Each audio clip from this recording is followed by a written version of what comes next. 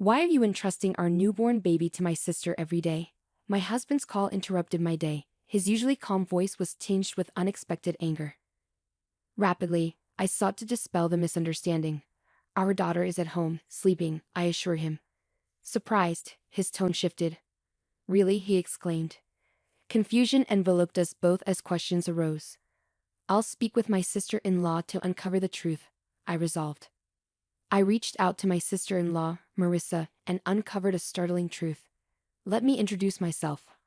I'm Linda, married to Bob for 3 years, just a year younger than him. Our joy was recently doubled with the arrival of our daughter Hannah. She's the epitome of cuteness, but being a first-time mom has its challenges. With my parents living far away, I didn't have the luxury of heading back home after childbirth. Since leaving the hospital, I've been navigating this new world solo during the day. I must admit, I've been getting by, largely thanks to Bob's unwavering support. Despite his long work hours, he's always there for Hannah and me, never once complaining. His gentle demeanor eases any parenting stresses I encounter. Whether it's struggling to soothe Hannah to sleep or tending to her cries in the dead of night, his presence has been a lifeline, and I'm immensely grateful for it. So you can imagine my shock when he called, his voice laced with unexpected frustration. Linda. Mom just called me. What's going on? He demanded. Confused, I replied, Your mom? What are you talking about? Why would we leave our newborn with Marissa every day? His mention of Marissa caught me off guard. She's Bob's sister, residing just a short walk away with their parents. Marissa, working from home, also takes care of her mother, making her quite flexible with her time. My husband's critique persisted. Leaving a 3-week-old baby, I couldn't fathom doing that. Marissa hasn't cared for a baby before. I get that you're tired post-birth, but you should have talked to me before entrusting her to Marissa, he expressed, his worry palpable.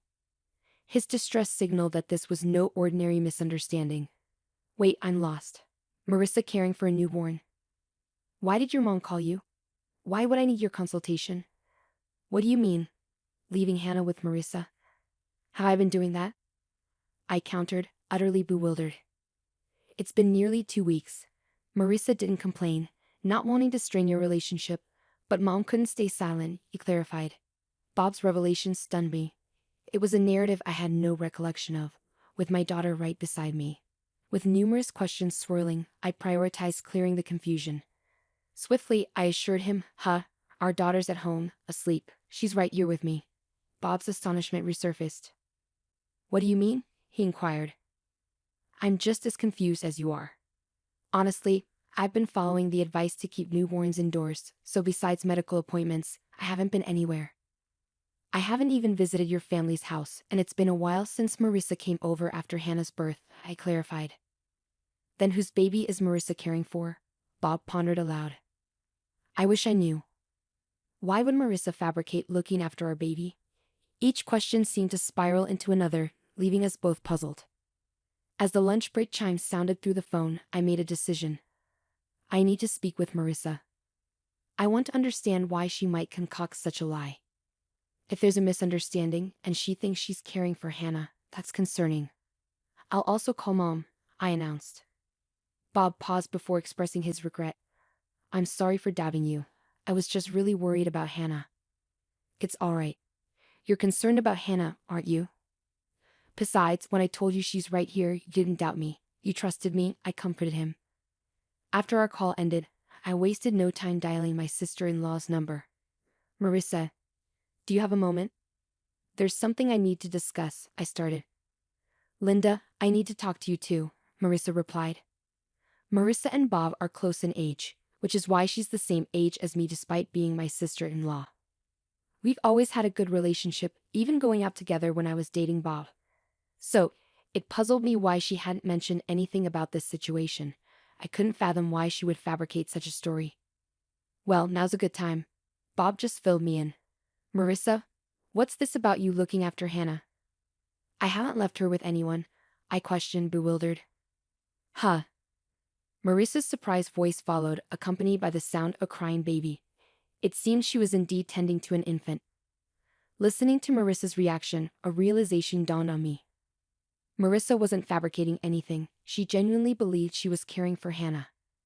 To dispel her misconception, I began to explain the truth. To dispel her misconception, I began to explain the truth. Hannah's right here with me, fast asleep. I'm really baffled by all of this. But how did you end up with a baby, Marissa? And why do you think it was Hannah? I asked, seeking clarity. Marissa replied, shedding light on the situation. Last week, Dad dropped off a baby with me. He said, Linda seems overwhelmed, so you should assist her with the baby. This revelation left me dumbfounded. Then Marissa disclosed another shocking detail. I was terrified because I've never cared for a baby. I hadn't heard from you, Linda. And when I considered calling you, Dad warned, if you contact Linda, she'll just stress out. Show some consideration for your sister-in-law. I have my own responsibilities, even when I'm at home. It appeared that my father-in-law's deceit initiated this chaos, but the identity of the child Marissa was caring for remained unclear. Thinking that confronting my father-in-law directly might resolve the confusion, I inquired if he was home. Unfortunately, he's out at the moment. Lately, he returns home late in the evening, takes the child Marissa's been tending to, claiming he'll return her to Linda, then leaves again. He usually returns in about 20 to 30 minutes, Marissa explained. Frustrated by my father-in-law's manipulation involving my daughter and me, I felt compelled to address the situation head-on. I understand. I'll discuss this with Bob, but we might visit tonight, I decided before ending the call. I promptly emailed my husband, detailing what I learned from his sister. We should ask Dad directly, came the suggestion. So when Bob returned home, we made our way to my in-laws. Along the journey, Bob recounted his conversation with his mother. Mom was also quite upset to discover that the child she thought was her grandchild wasn't. That's a significant shock, isn't it? I didn't envision Hannah's first family gathering unfolding like this. It's quite a complicated situation, he elaborated. Due to her back issues, his mother hadn't met our daughter yet. I had hoped to introduce Hannah to her once she was ready to venture out after a month, but now, I found myself disheartened that our introduction had to occur amidst such turmoil. Upon reaching my in-laws' home, we found my mother-in-law and sister-in-law both appearing bewildered as we entered. Marissa spoke up. Bob, Linda, Dad mentioned he would return the child we've been caring for, but he hasn't returned yet. Understanding the situation, Bob intervened. I see, Mom. Despite the confusion, this is our daughter Hannah. With that, I brought Hannah closer to my mother-in-law. Upon laying eyes on Hannah, my mother-in-law's expression softened. She's absolutely adorable. She bears a striking resemblance to Bob when he was a baby. I'm thrilled to finally meet her, and Linda, you've done remarkably well. I'm sorry you've been entangled in all of this, she expressed with sincerity. It's all right. I'm just as perplexed as everyone else, I responded. Just as I spoke, Marissa chimed in. I'm baffled too. Who is this child I've been caring for? I don't understand why Dad would lie like this. I've been putting in so much effort, believing it was Hannah. He should consider my feelings too. Marissa's frustration mirrored my own towards our father-in-law. Attempting to lighten the mood, Bob interjected, but Marissa, you've met Hannah before. You should have noticed it's a different baby. Well, don't all babies look alike? I thought something was off. But I assumed babies' appearances change quickly. Marissa hastily defended herself. At that moment, our father-in-law returned. I'm back. Wait, why are Bob and Linda here? Our father-in-law's panic was palpable. This deception stemmed from him. The rest of us shared disapproving glances, each silently accusing him. Struggling under the tension, our father-in-law began to stutter. Oh, Linda, it's been some time. What brings you here? Did you forget something? He attempted to divert attention. Turning to Marissa, he added, Marissa, what's going on?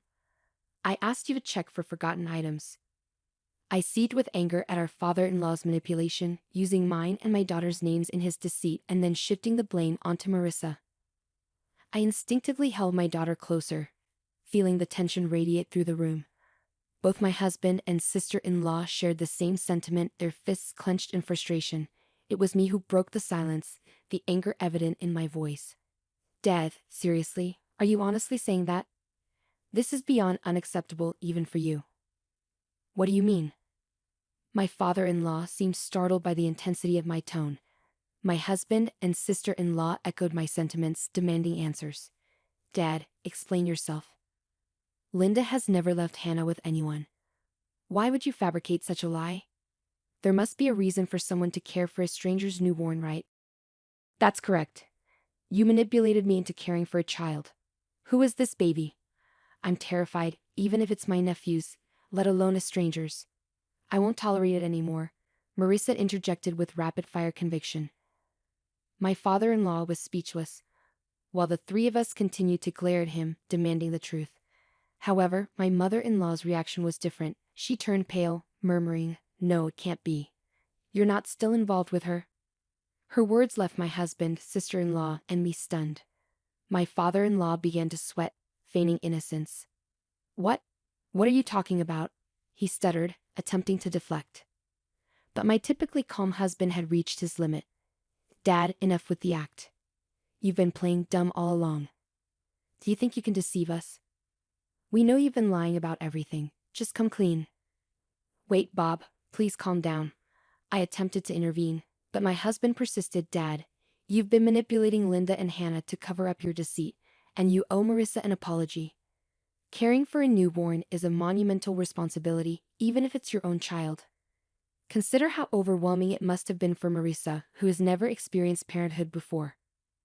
Once he started, my husband couldn't halt his tirade. Despite whatever excuses our father-in-law might conjure, my husband remained steadfast. Perhaps realizing he couldn't evade the truth any longer, my father-in-law spoke softly, and then he confessed to the unbelievable truth. That child is mine. At his admission, my husband's momentum dissipated, his mouth hanging agape in disbelief. Marissa and I were equally stunned into silence. It was my mother-in-law who shattered the quiet. Her voice quivered, tears brimming in her eyes. I knew it. You're still involved with her. I was foolish to forgive you before. Involved with her? My husband queried, puzzled. In response, our father-in-law's complexion paled even further. Ignoring him, my mother-in-law continued, he had an affair. It happened around the time you two were getting married, about 3 years ago. He promised me he'd never do it again, and I forgave him. But now, that's why I thought Hannah bore a resemblance to Bob. She's his flesh and blood after all. I thought she was my true grandchild. Unable to contain her emotions any longer, my mother-in-law broke into tears. Witnessing her distress only fueled my anger towards my father-in-law. My husband regained his composure, unleashing his wrath upon our father-in-law. You're despicable, Dad. You not only deceived us but betrayed Mom twice. How could you stoop so low? I can't fathom that someone like you is our father. Bob's outburst was followed by Marissa's incredulous response. What do you mean by my child? Are you joking? You had a child with your mistress and left it with me? I can't believe this. How could you do something so despicable? I never want to see your face again. Despite the scathing remarks from his own children, our father-in-law merely chuckled and remarked, "Calm down. There's nothing we can do about what's already happened. The mistress didn't want to marry me or anything like that. She just didn't have any money, so she had to work. In the meantime, I had to take care of the child." I couldn't bear witnessing my father-in-law's callousness. Enough. I interjected, my voice trembling with anger. This isn't a laughing matter. A life has been brought into this world. Do you grasp the gravity of that at your age? My father-in-law seemed taken aback, losing his balance and falling onto the ground. However, instead of offering assistance, Bob and Marissa hurled insults. You worthless old man, you're no longer our father. I can't even stand to look at you. Get out of our sight, they exclaimed. Even faced with their fury, my father-in-law attempted to downplay the situation, saying, "Don't say such things." My lips tensed as I stared daggers at my father-in-law. I no longer have the patience to tolerate someone like you. Let's get divorced, I declared firmly. My father-in-law's smile vanished, his face contorting with wrinkles as he became serious. But didn't you forgive me last time? He pleaded. However, his attempt at manipulation was futile. Yes, I forgave you for your infidelity, but I won't tolerate your disrespect any longer, I retorted. If having you out of our lives brings peace to our home, then so be it. And as for my survival, I'll manage just fine without you, I added. As my father-in-law clung to my mother-in-law's feet, I watched him with disdain. Bob and Marissa mirrored my sentiments, their gazes cold and unwavering. It was evident that everyone in the room had reached their limit with my father-in-law. Marissa erupted in anger. I'll take care of Mom, so we'll be fine without you. But how do you plan to live? You've always relied on Mom for everything from cooking to laundry. Marissa's words visibly rattled my father-in-law. He turned to my mother-in-law with pleading eyes. You wouldn't leave me, would you? We spent decades together. You can't imagine life without me, can you? However, his hopes were swiftly dashed as my mother-in-law shook off his clinging arm. Stop kidding yourself. How much do you need to degrade people to feel satisfied? Who would want to stay with a cheater like you? I'm filing for divorce right now. If you're so fond of her, why don't you go be with your mistress? My mother-in-law snapped, her voice firm and resolute. What? Wait, let's talk. We can fix this. That woman meant nothing to me. You're the only one I love. My father-in-law pleaded, clutching onto my mother-in-law once more, but he was met with another wave of Marissa's fury. Talking to someone who refuses to acknowledge their mistakes is pointless. We're leaving this place soon, and Mom is coming with us. Until we're gone, stay away from home, Dad. I never want to see you again. Now get out. Marissa demanded, attempting to forcefully escort my father-in-law out. When he refused to budge, Bob had to physically drag him away. Please wait. Give me another chance, just one more. My father-in-law pleaded until the very end, but his pleas fell on deaf ears as nobody paid him any attention. As Marissa had foreseen, my father-in-law's life spiraled into chaos.